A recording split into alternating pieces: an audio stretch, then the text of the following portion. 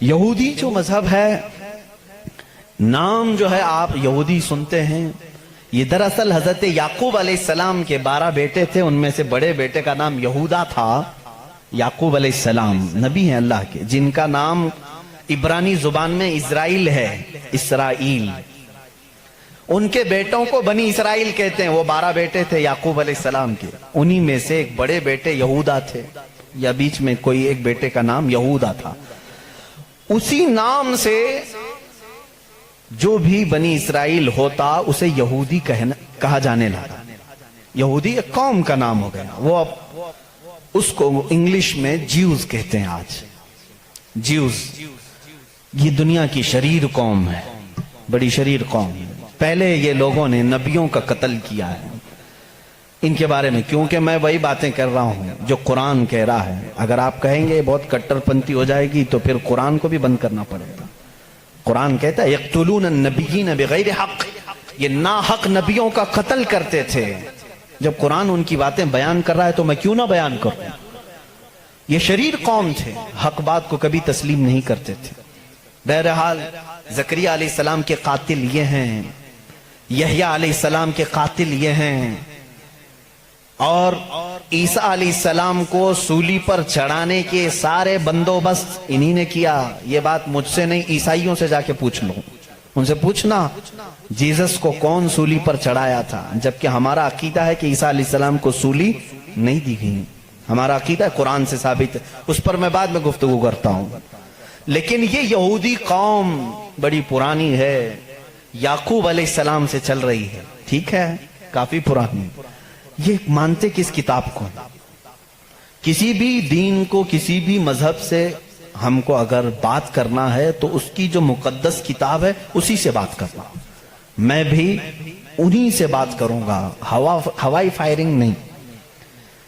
جو مقدس کتاب تمہارے نزدیک ہے اسی کی باتیں اگر میں رکھتا ہوں۔ یہاں محفل میں اتنا وقت نہیں ہوتا، تھوڑی تھوڑی جھلکیاں میں دے کر کے جاؤں گا تاکہ جو ریسرچ اسکالر ہیں وہ اس کو آگے بڑھائیں اور پھر اپنی تحقیق سے لوگوں کے سامنے یہ باتوں کو لائیں۔ یہودی قوم جس کتاب کو مقدس مانتی ہے وہ تورات ہے، جو موسیٰ علیہ السلام پر نازل ہوئی، اور زبور ہے جو حضرت داؤد علیہ السلام پر نازل ہوئی۔ ان کتابوں کے مجموعے کو آج انگلش میں اولڈ ٹیسٹمنٹ کہا جاتا ہے۔ یہ کتابیں مارکیٹ میں دستیاب ہیں، ان کو کیا کہتے ہیں؟ Old testament. تقریباً اس کتاب میں جو الگ الگ چھوٹی چھوٹی کتابوں کو ملایا گیا ہے 73 کتابوں کا مجموعہ ہے اولڈ ٹیسٹمنٹ۔ جیسے قرآن میں 30 پارے ہیں نا، پہلا پارا، دوسرا پارا، تیسرا پارا، اس طرح سے اس میں پارے سمجھ لیں یا الگ الگ ٹاپکس۔ یہ کتنے ہیں؟ 73 ہیں۔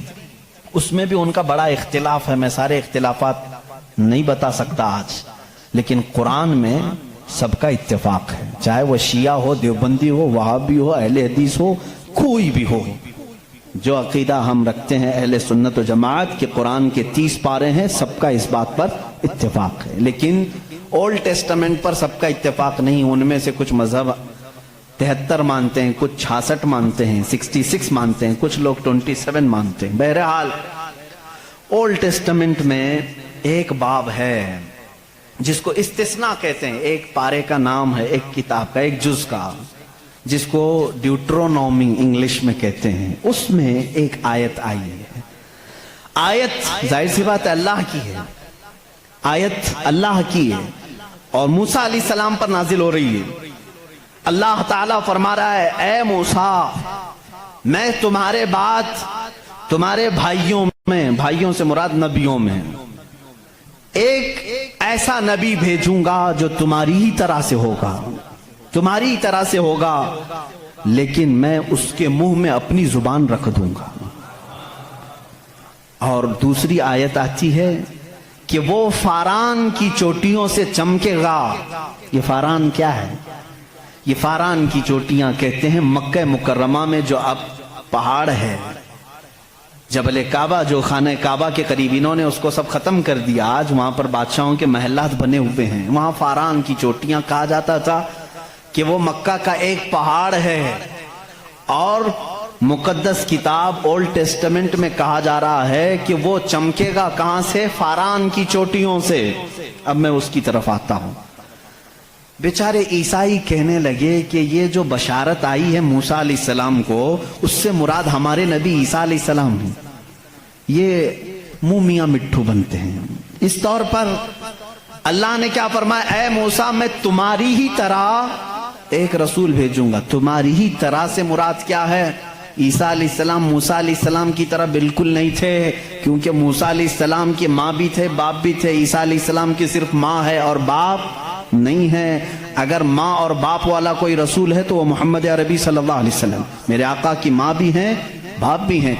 मूसा अलैहिस्सलाम की तरह ईसा अलैहिस्सलाम नहीं हो सकते।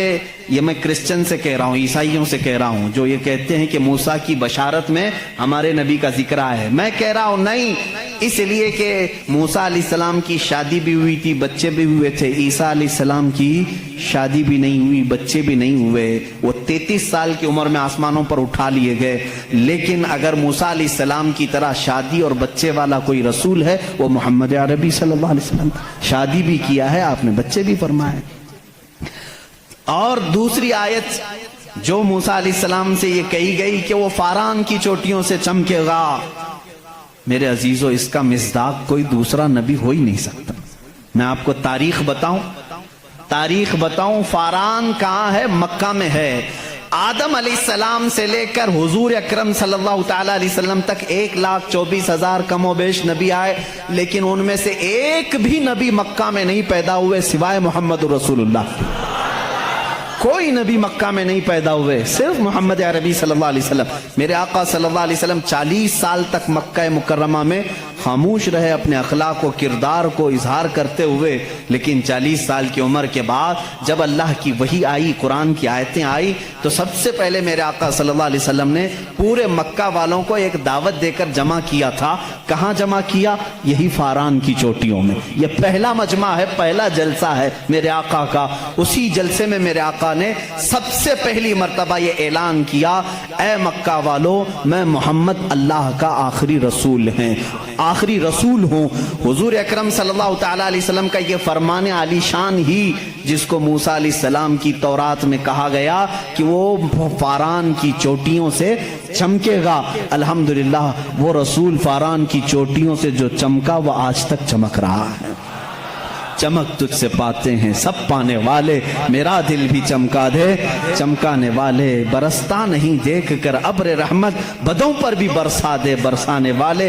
या रसूल अल्लाह, मैं मुजरिम हूँ आका, मुझे साथ ले लो कि रस्ते में हैं जा बजा थाने वाले हैं। हमारे तो रोड पर ही हैं।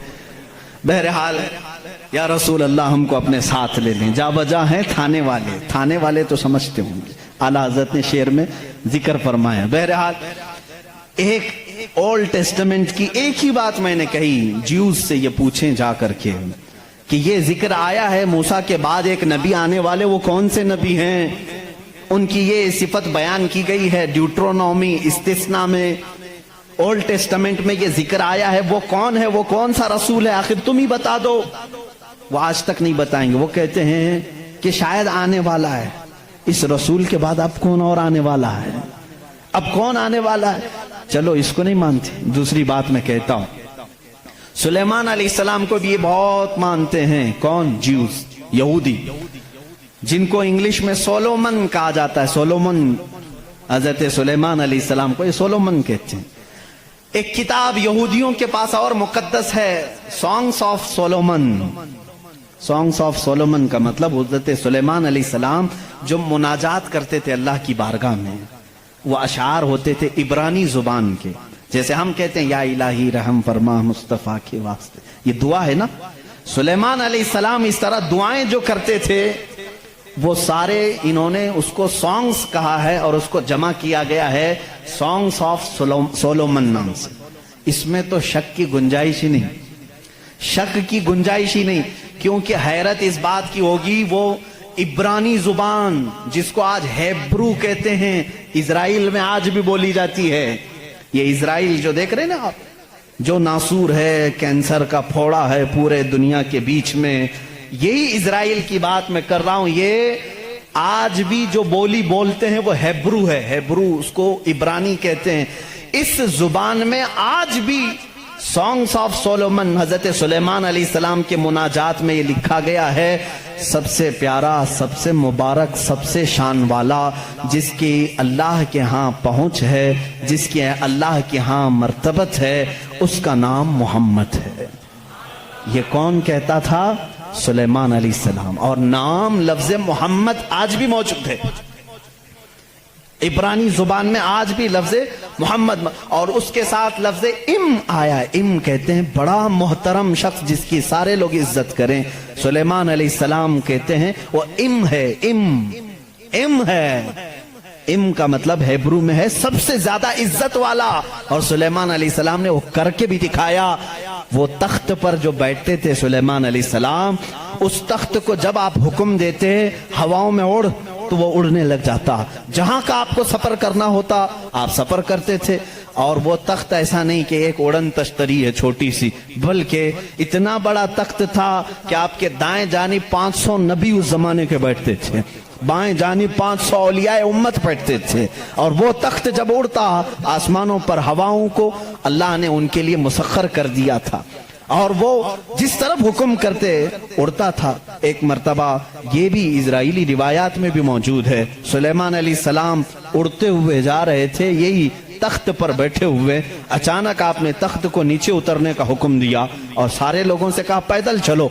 तख्त उठाकर ले जाया गया, पैदल चलने लगे। बहुत लंबा अरसे तक, लंबी मसाफत पैदल चलने के बाद फिर आप सवार हुए, फिर सबको सवार कर लिया, फिर हवा को कहा कि इस तख्त को उड़ा ले जाए फलां सिमत में। मुसाहिबीन ने पूछा इतना लंबा, ये इतनी लंबी मसाफत आपने पैदल चलाया, सिर्फ वर्जिश कराने के लिए नहीं? सुलेमान अलैहिस्सलाम ने जवाब दिया, मैं इसलिए तख्त को नीचे उतार दिया कि ये वो जमीन है जहां आखिरी नबी आने वाला है।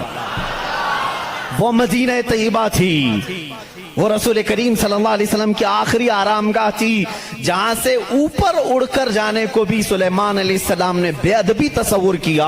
और इसीलिए वो अपने सॉन्ग्स में, यानी अपने मुनाजात में, जो हुजूर सल्लल्लाहु अलैहि वसल्लम के साथ लफ्ज जिक्र करते हैं, वो लफ्ज इम है, यानी दुनिया जिसकी सबसे ज्यादा एहतराम करे वो मोहम्मद अरबी सल्लल्लाहु अलैहि वसल्लम है। आओ ज्यूस, आओ यहूदियों, पढ़ो इस चीज को कि मोहम्मद अरबी सल्लल्लाहु अलैहि वसल्लम का जिक्र सुलेमान अलैहिस्सलाम ने किया है, मूसा अलैहिस्सलाम ने किया है। अब आते हैं, ये थोड़ी सी झलक है ईसाइयों के इस दीन में, जिसको आप क्रिश्चियनिटी कहते हैं, क्रिश्चियन हैं। इन लोगों का क्या दीन है, क्या मजहब है, इंट्रोडक्शन के लिए बड़ा वक्त लग जाएगा।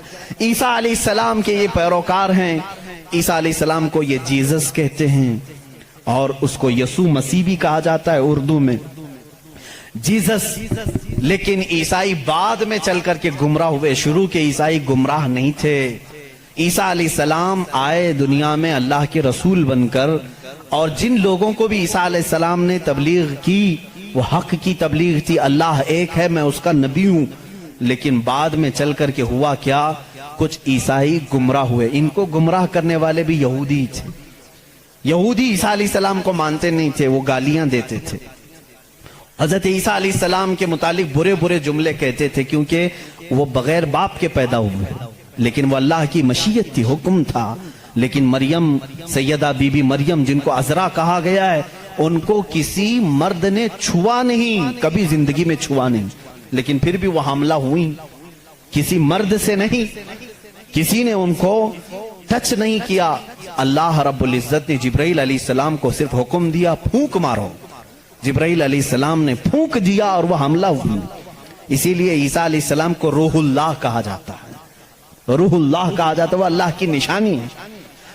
लेकिन बाद के ईसाई गुमराह हुए, ये क्या कहने लगे, नहीं, इनमें आकर के भी इन्होंने ही शरपसंदी फैलाई है यहूदियों ने, कि नहीं, ईसा जो है वो दर हकीकत खुदा का बेटा है, मरियम खुदा की बीवी है और ईसा बेटे हैं। इसलिए कुछ लोग ट्राइनिटी के कायल हो गए, तसलीस जिसको कहते हैं, तीन खुदाओं को मानना, ये ईसाइयों के दीन में आ गया। ये तीन तीन खुदा मानने लग गए। एक अल्लाह को भी मानते हैं, दूसरे रूह मुकद्दस को बाज लोग, और बाज लोग बीबी मरियम को खुदा कहते हैं, तीसरे हजरत ईसा अलैहिस्सलाम जीसस गॉड कहते हैं। مریم کو میری کہتے ہیں, میری بھی گاڈ ہے, اور اللہ رب العزت کو یہ فادر کہتے ہیں, گاڈ فادر کہتے ہیں. بہت سارے مسلمان یہ جملہ یوز کرتے ہیں, وہ ہمارے گاڈ فادر ہیں, فلاں گاڈ فادر ہے. ہرگز نہ استعمال کریں. اللہ کو باپ کہنا اسلام میں جائز ہی نہیں. لم یلد ولم یولد, نہ اس سے کوئی پیدا ہوا نہ وہ کسی سے پیدا ہوا. ہمارا عقیدہ یہ. لیکن عیسائی بعد میں گمراہ ہوئے اور وہ 3 خداؤں کا عقیدہ رکھنے لگ گئے. اب میں آ کر کے چلتا ہوں آگے. عیسائیوں کو اگر میں بتاؤں کہ تمہارے دین میں اصل بات کیا ہے جو عیسیٰ علیہ السلام کہہ گئے جو آج تم نہیں کر رہے ہو, وہ صرف یہی بات ہے. عیسیٰ علیہ السلام اپنے حواریین سے کہتے ہیں میں تمہیں ایک ضروری بات سناتا ہوں جس کو سننا ضروری ہے. اس کا حوالہ بھی میں دے دوں. یہ کہاں ہے, یہ بات کہاں ہے, کیونکہ میری باتوں کا ہو سکتا ہے ری ویریفیکیشن ہو, کراس ویریفیکیشن ہو, اور معلومات کرنے کے لیے میں آپ کو حوالہ دیتا ہوں, ریفرنس دیتا ہوں. عیسائیوں کی جو مقدس کتاب ہے اس کو نیو ٹیسٹمنٹ کہتے ہیں, بائبل بھی کہتے ہیں. اولڈ ٹیسٹمنٹ جو تورات ہے, نیو ٹیسٹمنٹ جو بائبل ہے. آپ سب کو یہ نالج ہونی چاہیے, معلومات ہو. عیسائیوں کی یہ مقدس کتاب بائبل یہ ایک نہیں ہے, یہ 4 ہے. 4 حصے ہیں اس کے, کیونکہ عیسیٰ علیہ السلام کے 4 شاگردوں نے لکھا ہے. بائبل کے 4 نسخے آج بھی مارکیٹ میں ہیں. بائبل متی کی جس کو میتھیو کہتے ہیں انگلش میں, بائبل لوکا کی جس کو لوکیو کہتے ہیں, بائبل مرکس کی جو عربی میں کہہ رہا ہوں اس کو مارکیوس کہتے ہیں, اور یوحنا کی جس کو جان کہتے ہیں, جیسے جان جوزف کہتے ہیں, جان ابراہیم کو ابراہم کہتے ہیں. یہ تمام وہی الفاظ ہیں جن کو انگلش میں تبدیل کر دیا گیا ہے. بات بہت سوکھی تو نہیں ہو رہی ہوں آپ کے لیے, یہ نالج کی ضرورت ہے. میں علم کے لیے یہ بات ضرور آج کرنا چاہتا ہوں. محمد ہمارے بڑی شان والے ہیں. میرے آقا صلی اللہ تعالیٰ علیہ وسلم کا تذکرہ آخر اللہ تعالیٰ پرانی کتابوں میں کیسے نہیں کرے گا؟ وہی اول ہیں, وہی آخر ہیں. تو اول ہمیشہ سے اس کا وجود دنیا میں رہے گا ہی رہے گا. تو بائبل کے یہ جو 4 نسخے ہیں, اب ان 4 نسخوں میں سے میں سب کی بات نہیں کروں گا. جو بائبل یوحنا کی ہے جس کو جان کہتے ہیں, جان جو بائبل ہے اس کے اندر یہ تحریر ہے, یہ آیت ہے جس میں عیسیٰ علیہ السلام کہہ رہے ہیں اے میرے حواریوں, اے میرے چاہنے والوں, میں تمہیں ایک وصیت کر کے جا رہا ہوں. وہ کرنا مجھے تمہارے لیے ضروری ہے کہ میرے بعد ایک رسول آئے گا جو تمہاری مدد کرے گا. لوگ مجھ پر الزام لگائیں گے, وہ میری پاکی بیان کرے گا. لوگ میری ماں کو برا کہیں گے, وہ میری ماں کو طاہرہ کہے گا, پاکیزہ کہے گا. اور میرے بعد ایک نبی آئے گا, تم سب اس کے انتظار میں رہنا اور اس کے انتظار میں رہنا اور اس کے تعاون میں رہنا. لوگوں نے پوچھا ہم اس کو کیسے پہچانیں, اس کو کیسے پہچانیں, وہ کہاں سے آئے گا, کیسے آئے گا؟ عیسیٰ علیہ السلام نے وہ بھی ہلکا کر دیا اور کہا اس کی ایک علامت یہ ہے جب تک میں دنیا سے جاؤں گا نہیں وہ آئے گا نہیں. جب تک میں دنیا سے جاؤں گا نہیں وہ آئے گا نہیں. پوچھا کیوں؟ کہا اس لیے کہ اس کے زمانے میں دوسرا کوئی نبی ہوگا ہی نہیں, کیونکہ وہ خاتم النبیین. اللہ اللہ, ان عیسائیوں سے قادیانیوں کو سیکھنا چاہیے. ان کا عقیدہ تو یہ تھا. عیسیٰ علیہ السلام یہ اپنے حواریین سے کہہ رہے ہیں جان بائبل کی کتاب, اس میں یہ تحریر موجود ہے, یہ عبارت موجود ہے. اور اس میں لوگوں نے پوچھا ہم اس کو کیسے پہچانیں, کیا ہیں اس کی نشانیاں کیا ہیں؟ تو ایک یونانی ورڈ ہے, آج بھی بائبل میں ہے, پیریکلیٹوس نام سے, انگلش میں اس کو پیریکلیٹوس کہتے ہیں. یہ لفظ آج بھی کتابوں میں موجود ہے, آج بھی ہے. اور ان ظالموں نے اس کا ترجمہ الگ الگ کیا. عیسیٰ علیہ السلام نے کہا تھا کہ وہ پیریکلیٹوس ہوگا, تم اس کو پہچانو گے. تو اس کا ترجمہ یہ لوگ کرتے ہیں وہ ایسا ہوگا ویسا ہوگا, بلکہ حقیقت میں یہ یونانی ورڈ کا ترجمہ ہوتا ہے نہایت ہی رحم دل، بلکہ ہر انسان کے لیے وہ رحمت ہوگا، ہر انسان کے لیے رحمت ہوگا، بلکہ اس کے ترجمے میں پیریکلیٹس کے ترجمے میں کہا گیا ہے جو جانوروں سے بھی اچھا سلوک کرے، جو کائنات کی ہر چیز سے اچھا سلوک کرے، اسے پیریکلیٹس کہا جاتا ہے۔ اب اس کا مصداق قرآن کی آیت میں ہے وَمَا أَرْسَلْنَاكَ إِلَّا رَحْمَةً لِّلْعَالَمِينَ۔ اس رسول ہی کو اللہ نے رحمت کہا ہے، جس کو عیسیٰ علیہ السلام کی اس بائبل میں کہا گیا پیریکلیٹس ہوگا، وہ رحمت ہوگا۔ عیسائی آج بھی لوگوں کو گمراہ کر رہے ہیں، ان کے بڑے، کیونکہ اگر وہ کہہ دیں گے کہ پیریکلیٹس رحمت والا وہ مدینے والا ہے تو ان کا دھندا بند ہو جائے گا، یہاں کون آئے گا پاؤں چومنے، سب کے سب پھر مدینے کا رخ کریں گے، اسی لیے چھپاتے ہیں، لیکن ہم بتاتے رہیں گے انشاءاللہ۔ عزیزان گرامی، عیسیٰ علیہ السلام کی پاکی بیان کرنے کی بات آئی، انہوں نے کیا نشانی بتائی؟ وہ رسول آئے گا، میری پاکی بولے گا، مجھ پر الزام لگائیں گے اور میری ماں کو گالیاں دیں گے تو وہ اسے طاہرہ کہے گا۔ آؤ میں آپ کو حضور صلی اللہ تعالی علیہ وسلم کے زمانے تک پوری ہسٹری بتا دوں، 550 سال کی۔ عیسیٰ علیہ السلام کے ساتھ ہوا کیا؟ جب آپ 33 سال کی عمر کے تھے، یہودی دشمنی پر آ گئے اور ایسی دشمنی کیے کہ آپ کو قتل کرنے کا منصوبہ بنا کر آپ کے گھر کے ارد گرد آ گئے، یروشلم میں، جہاں یہ آج جا کر کے اس کو اپنی کیپٹل سٹی بنا رہے ہیں۔ عیسیٰ علیہ السلام کو وہاں پر انہوں نے گھیر لیا۔ رات کے وقت عیسیٰ علیہ السلام اکیلے تھے اپنے گھر میں، اپنے شاگردوں کو جو جو تعلیم دینی تھی سب دے کر کے بھیج دیا، اور حضرت عیسیٰ علیہ السلام نے کہہ بھی دیا تھا اب میں تم سے ملاقات نہیں کروں گا، کیونکہ انہیں بھی پتا تھا کہ اب کیا ہونے والا ہے۔ رات کے وقت یہودی گھر کے اطراف جمع ہیں، اس کے بعد ایک یہودی کو انہوں نے بھیجا کہ جا اندر دیکھ کر کیا عیسیٰ ہے کہ نہیں ہے۔ وہ اندر گیا، میرے رب کی حکمت دیکھیں، اللہ تعالیٰ نے عیسیٰ علیہ السلام کو اسی وقت آسمانوں پر اٹھا لیا، اور جو اندر آیا تھا اس کو عیسیٰ علیہ السلام کی شکل دی تھی۔ جو ڈھونڈنے آیا تھا عیسیٰ علیہ السلام کی آدھی شکل، چہرے سے لے کر یا پیٹ تک کی شکل اس کو اللہ نے دے دی۔ اب بہت دیر تک وہ باہر نہیں آیا تو باہر جو قتل کے منصوبے سے کھڑے تھے انہوں نے کہا اس کا کیا انتظار کریں، حملہ کرو، حملہ کرو، دھاوا بول دو۔ گھر پر سب گھس گئے، اندر آئے تو جوش میں ہوتے، جیسے آتنکی جوش میں ہوتے ہیں، انہیں پتہ ہی نہیں رہتا کس کو مار رہے ہیں کس کو جلا رہے ہیں۔ یہ اندر آئے، دیکھا پلنگ پر عیسیٰ کی شکل ہے علیہ السلام، اس کو پکڑا اور قید کر کے لائے، اسے مارا اور لا کر کے سولی پر چڑھا دیا، اس کو پھانسی دے دی۔ کس کو پھانسی دی ہے؟ اب سب کو معلوم ہونا چاہیے، یہ عیسائیوں کو بھی معلوم نہیں تھا، یہودیوں کو بھی معلوم نہیں تھا کس کو پھانسی دی، کیونکہ یہ بتانے کے لیے اب کوئی نبی ہی تو آنا چاہیے ہوا کیا تھا، اندر گھر میں ہوا کیا تھا، کون بتائے گا؟ یہودی جلدی سے پکڑ کر لا کر پھانسی تو دے دیے، لیکن بعد میں ان کو خود کو ٹینشن ہونے لگا کہ ہم نے عیسیٰ کو پھانسی دی تو ہمارا آدمی کہاں گیا؟ جس کو چیکنگ کے لیے بھیجا تھا وہ غائب ہی ہو گیا، وہ کہاں گیا؟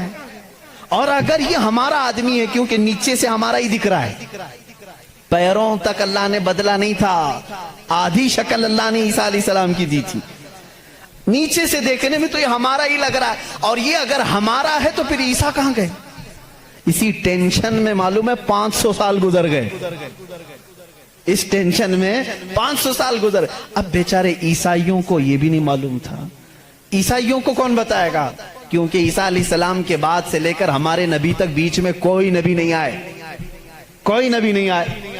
عیسیٰ علیہ السلام کو آسمانوں پر جب اٹھا لیا گیا تب سے تاریخ شروع ہوئی، جو آج ہم تاریخ میں بیٹھے ہوئے ہیں 2021 میں، یہ 2021 سے پہلے کا واقعہ ہے۔ اب تاریخ وہاں سے شروع ہوئی، ٹھیک 570 سال گزر چکے تھے، عیسیٰ علیہ السلام کو آسمانوں پر اٹھا لیا گیا، جھگڑے چلتے رہے عیسائیوں کے اور یہودیوں کے، یہ ان کو قتل کرتے تھے وہ ان کو قتل کرتے تھے، کئی بار بیت المقدس کو لوٹا گیا، کبھی عیسائی وہاں پر قابض ہوتے تھے کبھی یہودی قابض ہوتے تھے، کیونکہ عیسائیوں کے لیے بھی مقدس تھا یہودیوں کے لیے بھی مقدس تھا، لڑائیاں چلتی رہتی تھیں۔ وہ عیسیٰ علیہ السلام کو گالیاں دیتے تھے اور ان کو کہتے تھے کہ وہ فلاں سے پیدا ہوا فلاں سے پیدا ہوا، بی بی مریم کو زنا کی تہمت لگاتے تھے۔ عیسائی صفائی دیتے رہتے تھے، نہیں وہ اللہ کی طرف سے آئے تھے، بعد میں پھر ان کا بھی بگڑ گیا عقیدہ، نہیں اگر یہ بار بار کہہ رہے ہیں کہ عیسیٰ کے باپ نہیں تھے، کیسے ہو گئے، تو عیسائی بولنا شروع کر دیے ان کا باپ تو اللہ ہی تھا، خدا ہی تھا۔ تو یہ ان سے بچنے کے لیے اسی ٹینشن میں 550 سال چلے گئے۔ پھر میرے آقا صلی اللہ تعالی علیہ وسلم تشریف لائے۔ جب مدینہ طیبہ میں آئے تو ان لوگوں کے جھگڑے دیکھے، مدینے میں عیسائی بھی تھے، یہودی بھی تھے، اور حیرت کی بات میں آپ کو بتاؤں، مدینے میں عیسائی بھی تھے، یہودی بھی تھے۔ کیوں تھے یہ لوگ پہلے سے یہاں پر؟ بڑا طویل واقعہ ہے یہ۔ گاؤں بھی نہیں تھا، شہر بھی نہیں تھا، کچھ بھی نہیں تھا، مدینہ کچھ بھی نہیں تھا۔ ایک بار یمن کا بادشاہ وہ حج کے لیے آیا تھا، خانہ کعبہ کا طواف کرنے کے لیے، اس کے ساتھ 700 علماء تھے۔ کتنے؟ 700 علماء تھے۔ وہ جب واپس جا رہا تھا تو وہ علماء جو تورات بھی جانتے تھے، انجیل بھی جانتے تھے، انہوں نے ساری علامتیں میرے نبی کے آنے کی پڑھ لی تھی۔ انہوں نے زمین کو دیکھا اور پہچان لیا، کہا وہ آخری رسول جو آئیں گے وہ اسی زمین پر آئیں گے، کیونکہ ہماری کتابوں میں لکھا گیا ہے عرب کے صحرا میں ایک چٹیل میں ایک زمین ایسی ہوگی جو پہاڑوں سے گھری ہوگی اور درخت کھجوروں کے کثرت سے ہوں گے، وہاں ہریالی ہوگی، اس کے بیچ میں وہ رسول آخری زمانے میں آئے گا۔ ان لوگوں نے پہچان لیا یہی زمین ہے۔ تو وہ عیسائی اور یہودی جو علماء تھے، وہ 700 علماء بادشاہ کے ساتھ جانے سے منع کر دیا۔ انہوں نے کہا ہم یہیں رہیں گے اور اس نبی کا انتظار کریں گے، وہ جب آئیں گے ہم ان کے انتظار میں رہیں گے۔ تو مدینہ بسایا گیا تھا کس کے لیے؟ میرے نبی کے انتظار میں۔ اس سے پہلے وہاں آبادی نہیں تھی، کوئی آبادی نہیں، اور بسایا ہی نہیں یہودیوں نے۔ یہودی ہی انتظار میں آ کر کے مدینے میں رہے۔ اور اتنا ہی نہیں، وہ بادشاہ نے ان کے لیے سب کے لیے گھر بنائے، ایک آبادی بنی، اور اپنا ایک لیٹر بھی دے کر کے گیا کہ اگر وہ نبی آ جائیں تو میرا یہ خط ان کو دے دینا کہ میں بھی ان پر ایمان لاتا ہوں۔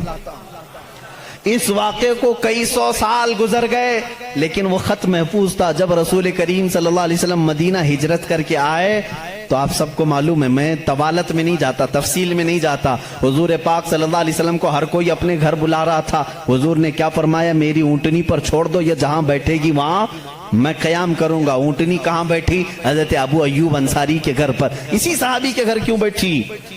حضور صلی اللہ تعالیٰ علیہ وسلم اس گھر میں مہمان ہوئے حضرت ابو ایوب انصاری کے۔ روایت یہ ملتی ہے کہ دوسرے ہی دن ابو ایوب کے پاس، انصاری رضی اللہ تعالیٰ عنہ کے پاس، وہ لیٹر موجود تھا جو بادشاہ نے دیا تھا، وہ خط موجود تھا جو کئی سو سال پہلے بادشاہ دے کر گیا تھا۔ وہ ان کی اولادوں میں چلتا آ رہا تھا، اور وہ حضرت ایوب علیہ السلام، ابو ایوب انصاری رضی اللہ تعالیٰ عنہ کے تک پہنچا، اور وہ حضور صلی اللہ تعالیٰ علیہ وسلم کی خدمت میں پہنچا۔ میرے عزیزو، ان عیسائیوں نے اور یہودیوں نے مدینہ بھی بسایا میرے نبی کے انتظار میں، لیکن جب وہ رسول حقیقت میں آ گئے تو انہوں نے کیا کیا؟ ایمان لانے سے انکار کر دیا، نہیں مانے، کیونکہ اس وقت دھندا زوروں پر تھا۔ لوگوں کو جو بیوقوف بنانے کا دھندا ہے وہ بابا گیری میں بہت زیادہ تھے، عیسائی بھی اور یہودی بھی۔ لوگوں کو پاگل بنانا، ان سے پیسے ایٹھنا، یہ کاموں میں مصروف تھے۔ اگر وہ نبی کی طرف لوگوں کو کہہ دیں یہی آخری رسول ہے، یہاں کیسے چلے گا پھر کام؟ اس لیے وہ انکار کر گئے۔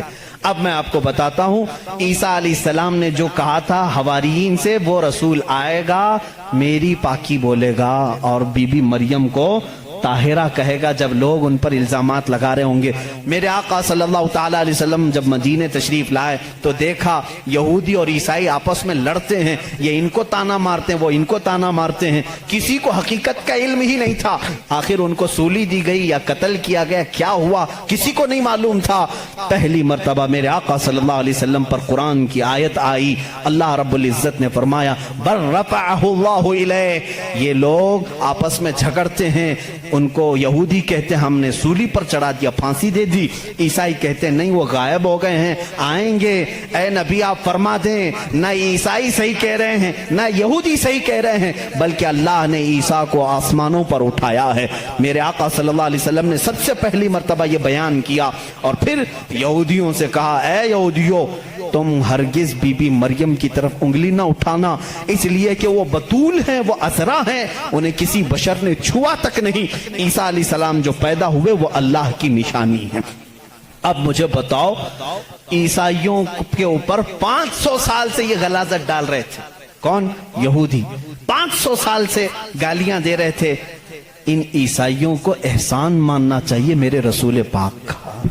मेरे रसूल करीम सल्लल्लाहु ताला अलैहि वसल्लम ने सैयदना ईसा अलैहिस्सलाम की तहारत बयान की कि वो अल्लाह के बेटे नहीं है, वो पाकीज़ा हैं, वो अल्लाह की मखलूक हैं। और दूसरी तहारत बयान की सैयदा बीबी मरियम की कि वो पाकीज़ा है, ताहिरा है, बतूल है, अज़रा है। अब ईसाइयों को ये तस्लीम करना चाहिए कि हमको यहूदियों के इन इल्जामात से अगर किसी ने बचाया है तो वो मोहम्मद रसूलुल्लाह है। ईसाइयों की किताब में ये सारी चीजें मौजूद हैं मेरे अजीजों। अब यहाँ पर बात बहुत ज्यादा है, मैं आपको मुख्तसर लेकर के जा रहा हूँ। दुनिया के जो बड़े मज़ाहिब हैं, जो बड़े रिलीजियन हैं, उनमें से यहूदी भी हैं, ईसाई भी हैं। तीसरे नंबर पर अगर मैं बुद्ध मत का जिक्र करूं, बुद्धा जिसको गौतम बुद्ध कहते हैं, इस दीन का बानी, इस दीन का फाउंडर, इस दीन का मौजिद गौतम बुद्ध, उसकी तालीमात, उसकी किताबें आज भी मौजूद हैं। किताबें जो दसातीर कहलाती हैं, गौतम बुद्ध की किताबों में अखलाक ज्यादा सिखाए गए हैं, तसव्वुफ ज्यादा सिखाया गया है, दुनिया से किनारा कशी ज्यादा सिखाई गई है। जैसे आज भी गौतम बुद्ध के मानने वाले ये कहते हैं। ईसाइयों में जिस तरह फिरके हुए, इसी तरह बुद्ध मत में भी फिरके हुए। इसमें से जैसे कुछ नंगे रहने वाले, कुछ लोग कपड़े पहनने वाले, कुछ पूरी दुनिया को छोड़ने वाले, कुछ दुनिया में से थोड़ा चखने वाले, सब तरह के हुए। लेकिन गौतम बुद्ध की जो तालीमात थी वो दुनिया से किनारा कशी के लिए थी। गौतम बुद्ध दुनिया का एक बड़ा, उस जमाने में पैरोकार जिसके रहे हों ऐसा शख्स था। अब उसकी एक किताब जो उसके एक शागिर्द ने लिखी है, उसकी तालीमात को जमा किया है, जिसको कहते हैं चकावती सनन्ना, ये किताब है। उस किताब में गौतम बुद्ध तालीम दे रहा है। कहता है कि ऐ मेरे चाहने वालों, ऐ मेरे मुरीदों, ऐ मेरे शागिर्दों, सुनो मैं तुम्हें एक बड़ी बात बताता हूं। कहा मैं एक ही बुद्धा नहीं हूं, दुनिया में एक बहुत बड़ा बुद्धा आएगा। बुद्धा कहते हैं पाकीज़ा और मुकद्दस आदमी को, मुकद्दस आदमी को बुद्धा उस जुबान में कहा जाता है। एक और एक बड़ा बुद्धा आएगा और वो तबलीग करेगा। उसकी तबलीग शुरू में भी उरूज पर होगी और जब फैलेगी तो हजारों की तादाद में होगी। उसने कहा जिस तरह मेरे शागिर्द सैकड़ों में हैं, उसके शागिर्द लाखों में होंगे। बुद्धा ने कहा गौतम बुद्ध ईसा अलैहिस्सलाम से भी 700 साल पहले का है। 700 साल पहले ईसा अलैहिस्सलाम से, मैं तो ईसा अलैहिस्सलाम का जिक्र कर चुका अभी। गौतम बुद्ध की तालीमात में ये है, किताब आज भी है चकावती सनन्ना जिसका मैं जिक्र कर रहा हूं, जिसमें एक लफ्ज उसने कहा कि एक शख्स आएगा जो लोगों के दिलों को बदल देगा, लोगों को बुरे अखलाक से निकालेगा, वो शराब को मना करेगा और वो लोगों की जानों को बचाएगा, वो औरतों की इज्जत करेगा और वो निहायत ही हसीन व जमील होगा। ये सब अल्फाज मौजूद हैं। उसके शागिर्दों ने पूछा अब वो आएगा तो हम उसको कैसे पहचाने? उसने भी एक लफ्ज कहा, उसने कहा वो मैत्रिया होगा। ये वही अल्फाज मैं बयान कर रहा हूं, थोड़े खुश्क हैं, इसको समझ लें आप, इसलिए कि मेरी तकरीर वो लोग भी सुनेंगे तो वो चेक करेंगे। मैत्रिया होगा। गौतम बुद्ध कहता है वो आएगा, वो उसको मैत्रिया कहेंगे, मैत्रिया कहेंगे। मैत्रिया का अब लफ्ज का तर्जुमा निकालना पड़ेगा कि क्या है ये, हकीकत में इसका माना क्या है। मैत्रिया का जब अरबी में ट्रांसलेट किया गया तो उसको कहा गया रहमतुल लिल आलमीन। उसने कहा उसको कहा जाएगा मैत्रिया। मैत्री का मतलब हुआ सारे जहानों के लिए जो रहमत होगा। मुझे बताओ मेरे अजीजों, सारे जहानों के लिए रहमत मेरे नबी के अलावा कौन बनकर आया? कुरान कहता वमा अरसलनाका इल्ला रहमतल लिल आलमीन। ए महबूब, हमने आपको सारे जहानों के लिए रहमत बना करके भेजा है। गौतम बुद्ध ने फिर जो निशानियां बताई हैं वो हैरत की हैं, हैरत की हैं। उसका एक खादिम था अनंदा नाम से, उस खादिम को लेकर के वो हमेशा चलता था और उसकी वो बड़ी हिफाजत करता था अनंदा। और श्रीलंका की जमीन पर या किसी और इलाके में उसने अनंदा ने पूछा कि तुम जिस मैत्रिया का जिक्र करते हो कि एक बड़ा बुद्धा आएगा, उसकी कुछ निशानियां भी तो बताओ। تو اس نے کہا گوتم بدھ نے کہ مجھے جہاں تک معلوم ہوتا ہے جس طرح تو میرا انندا ہے اسی طرح وہ مائتریا کا بھی ایک خادم ہوگا جو اسے کندھوں پر بٹھا کر کے ایک غار تک لے جائے گا. اور دوسرے کچھ الفاظ میں اس کی تشریح بعض لوگوں نے کہا وہ حضرت انس رضی اللہ تعالیٰ عنہ جو حضور صلی اللہ علیہ وسلم کے خادم تھے, ہمیشہ حضور کے ساتھ رہتے تھے, ہر جنگ میں حضور کے ساتھ تھے, ڈیفنس کے لیے رہتے تھے حضرت انس رضی اللہ تعالیٰ عنہ. بہرحال اس نے پھر پوچھا انندا نے گوتم بدھ سے کہ بدھا اس کی اور کچھ نشانیاں بتاؤ کہ جب وہ آئے گا تو کیسا ہوگا. تو اس نے کہا کہ وہ پیدا ہوگا تو صبح ہو رہی ہوگی, وہ پیدا ہو رہا ہوگا صبح ہو رہی ہوگی, جس سہانی گھڑی چمکا طیبہ کا چاند. میرا نبی کس وقت دنیا میں آیا ہے؟ صبح صادق کے وقت ہے, جب صبح سورج ابھی طلوع نہیں ہوتا, جو نماز فجر کا وقت ہو رہا ہوتا ہے, اسی صبح صادق میں میرے آقا کی جلوہ گری ہوئی ہے. یہ ان کی کتابوں سے. میں پہلے اب یہاں پر ایک بات اس کو واضح کر دوں, اسپشٹ کر دوں اس چیز کو ان کی زبان میں, کہ ہمیں ہماری نبی کو پہچاننے کے لیے کسی دوسرے دین کی ضرورت نہیں. میں اپنے نبی کو رحمت للعالمین تسلیم کرتا ہوں, میرا قرآن کہہ رہا ہے بس مجھے کافی ہے. میں تو تم سے کہہ رہا ہوں, ان لوگوں سے جس کو تم مقدس مانتے ہو, چلو ہم انہی کو اٹھا کر تمہیں بتائیں. ظاہر سی بات ہے الفضل لما شہید بہ الاعداء, عربی میں کہا جاتا ہے فضیلت تو اس کی ہے جس کی دشمن بھی گواہی دیتے ہیں. اب بدھا یہ کہتا ہے, گوتم بدھ یہ کہتا ہے کہ وہ بدھا آئے گا تو وقت صبح کا ہو رہا ہوگا. پھر کہا اس نے کہ اس کی ایک اور علامت میں تمہیں بتاؤں کہ اس کو بہت بڑی بصیرت ملے گی, بہت بڑی بصیرت, نالج اس کے پاس بہت بڑا آئے گا, اتنا بڑا آئے گا کہ وہ اس نالج سے پوری دنیا کو دیکھے گا. اتنا نالج اس کے پاس, میں اس کو بصیرت کو نالج کہہ رہا ہوں, اتنی فہم اتنی ادراک اس کو ملے گی. یہ گوتم بدھ کہہ رہا ہے اپنے خادم سے انندا سے کہ اتنی نالج اس کو ملے گی کہ اس سے وہ پوری دنیا کو دیکھے گا اور اسی سے وہ پوری دنیا کے نظام کو چلانے کی بات کرے گا. لیکن اس کی علامت یہ ہوگی کہ وہ جو نالج, وہ جو بصیرت اس کو ملے گی اس بدھا کو, وہ رات کے وقت ملے گی. وہ کب ملے گی؟ رات کے وقت ملے گی. میں یہ کہتا ہوں جس بصیرت کا وہ ذکر کر رہا تھا میرے مصطفیٰ کے لیے, وہ قرآن پاک ہے اور وہ نازل ہوا ہے. قرآن خود کہتا ہے انا انزلناہ فی لیلۃ القدر, ہم نے قرآن کو نازل کیا ہے. کب نازل کیا ہے؟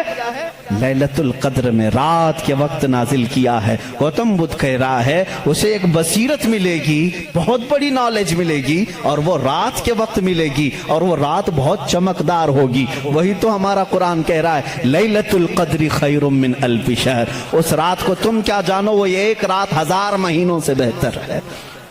رات کے وقت بصیرت ملی. تیسری اور ایک اس نے علامت بتائی.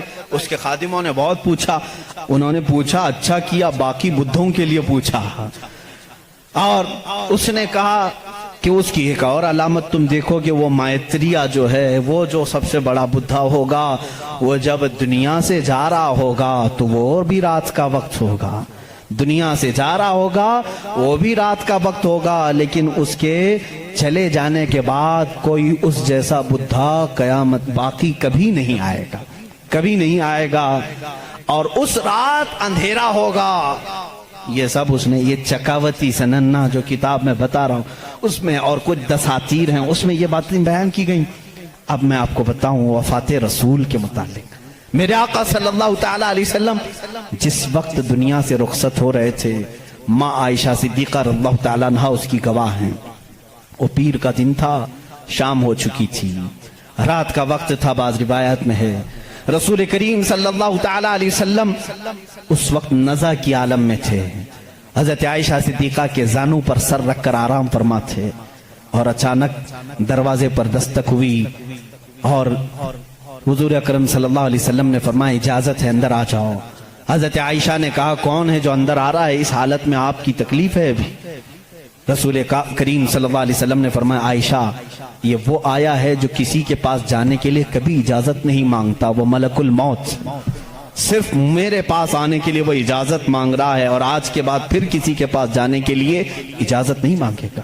میں نے اجازت دے دی، ملک الموت آئے، رسول کریم صلی اللہ تعالی علیہ وسلم کی روح پاک کو نکالا، رب اعلیٰ کے پاس لے گئے۔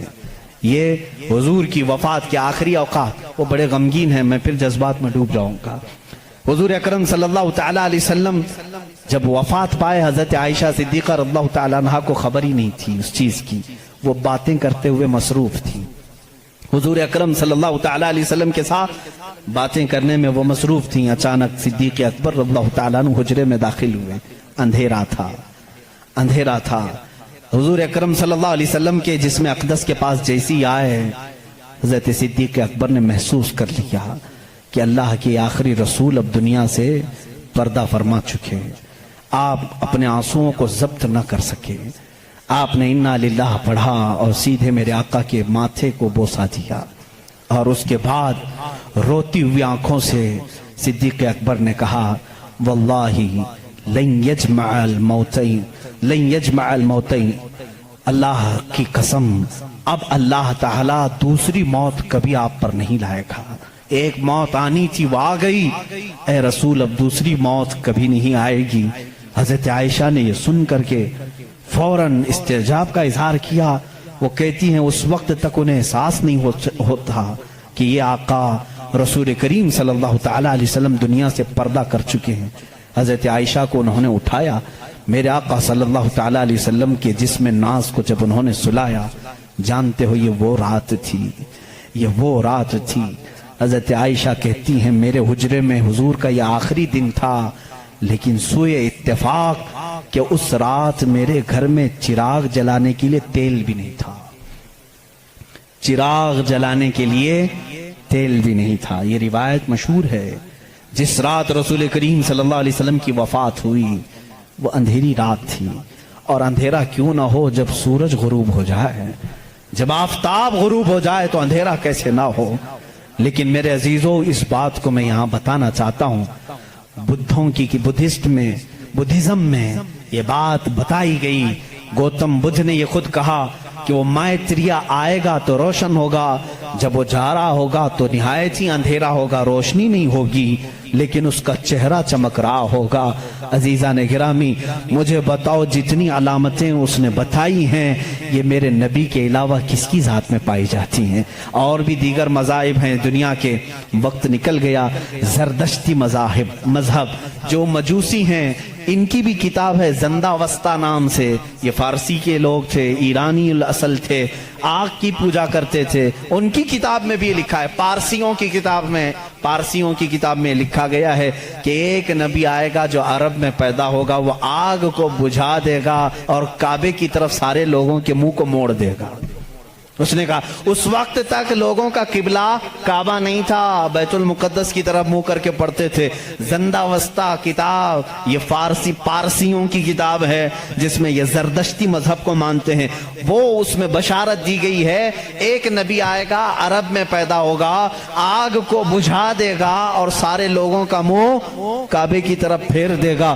مجھے بتاؤ کعبے کی طرف کسی اور نبی نے نہیں پھیرا، بلکہ مصطفیٰ کریم صلی اللہ تعالی علیہ وسلم جب مدینہ طیبہ تشریف لائے اس وقت بھی لوگوں کا قبلہ بیت المقدس تھا، بیت المقدس قبلہ تھا۔ حضور صلی اللہ علیہ وسلم 17 مہینے تک بیت المقدس کی طرف منہ کر کے نماز پڑھاتے رہے۔ مدینہ طیبہ میں ایک علاقہ ہے آج بھی وہاں جہاں آج مسجد قبلتین بنی ہوئی ہے، وہاں میرے آقا صلی اللہ علیہ وسلم ظہر کی نماز پڑھا رہے تھے، 2 رکعت ہو چکی تھی۔ بیت المقدس اس طرف ہے، خانہ کعبہ اس طرف ہے، دونوں اپوزٹ سائیڈ میں ہیں۔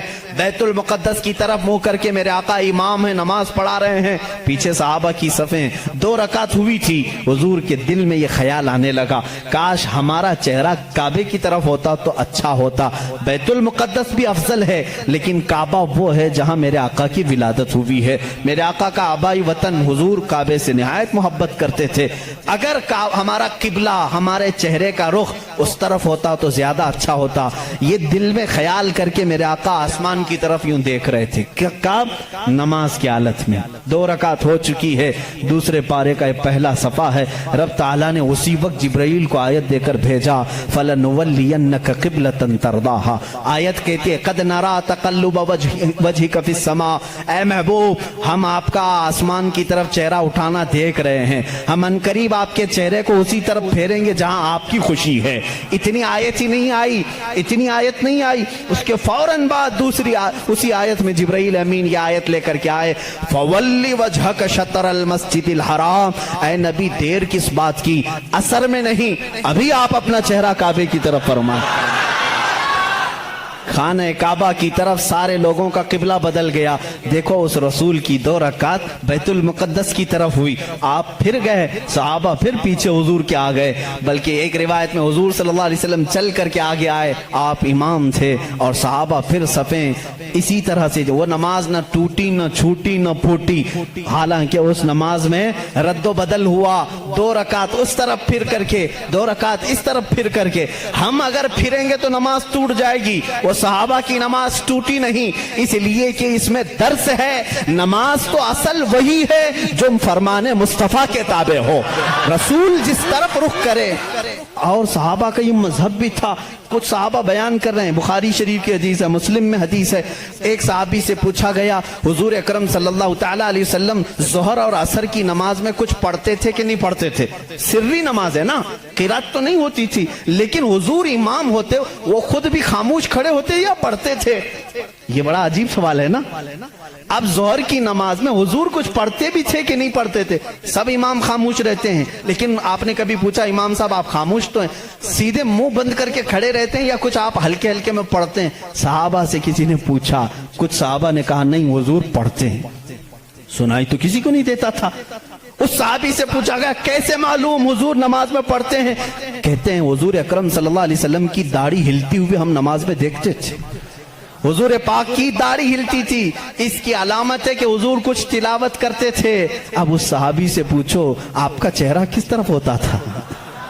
आपका चेहरा किस तरफ होता था? नमाज तो किबले की तरफ मुंह करके पड़ी जाती है, आप हुजूर का चेहरा देख रहे थे, दाढ़ी हिलती हुई देख रहे थे।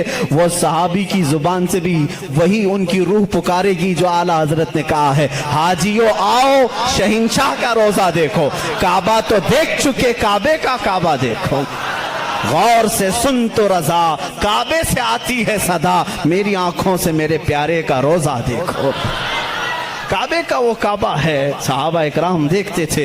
तो मैं यहाँ पर बात ये कर रहा था ज़रदश्ती मजहब में, पारसियों के मजहब में जो किताब उनकी मुकद्दस है जिसको ज़ंदावस्ता कहते हैं, उसमें ये बशारत उन्होंने दी है एक नबी आएगा, एक शख्स आएगा, अरब में पैदा होगा, आग को बुझा देगा और सारे लोगों का मुंह फेर करके कहाँ करेगा? काबे की तरफ कर देगा। उन्होंने जो कहा था वो सही कहा था। वो रसूल मुहतशम सल्लल्लाहु अलैहि वसल्लम तशरीफ लाए और जिस वक्त मेरे आका तशरीफ लाए थे ईरान में 1000 साल से आग जल रही थी, अचानक बुझ गई, आग बुझ गई। सारे काहिन उस दिन परेशान थे, इस आग को कभी हमने बुझने नहीं दिया था, आज कैसे बुझ गई? वही दिन था 12 रबीउल अव्वल का, जब किसरा बादशाह के महल में दरार पड़ गई। जिस महल के बारे में उसका चैलेंज था कि इसको दुनिया की कोई ताकत गिरा नहीं सकती, वो आज भी मौजूद है इराक के एक शहर मदाइन में। लोग कहते हैं किसरा का महल, हम देखने के लिए भी गए कई मर्तबा। उसमें बीच में से एक दीवार ऐसी टूटी है कि अंदर से आदमी जा आ सकता, इतनी बड़ी दरार है। बादशाह उस महल में बैठता था, वो टूटी कैसे, फटी कैसे? उसने भी बुलाया सारे नजूमियों को, ये क्या हो गया अचानक? किसी ने हथौड़ा भी नहीं मारा, लेकिन ये टूट गई।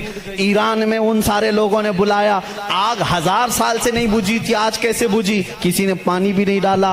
दोनों जगह जो नजूमी जमा हुए थे सबों ने एक ही जवाब दिया। ईरानियों को, पारसियों को ये कहा, आग कोई पानी डाल करके नहीं बुझाया, कोई तो ऐसा पैदा हुआ है जो अब आग के लिए खतरा होगा, आग उसके लिए ठंडी हो जाएगी और वो आग के पुजारियों के लिए ایک بڑا مسیحا بن کر کے, ان کے لیے دین کا ایک مبلغ بن کر کے آئے گا, ان کو آگ کی عبادت سے نکالے گا اور وہ کسی خدا کی عبادت کے لیے لے جائے گا.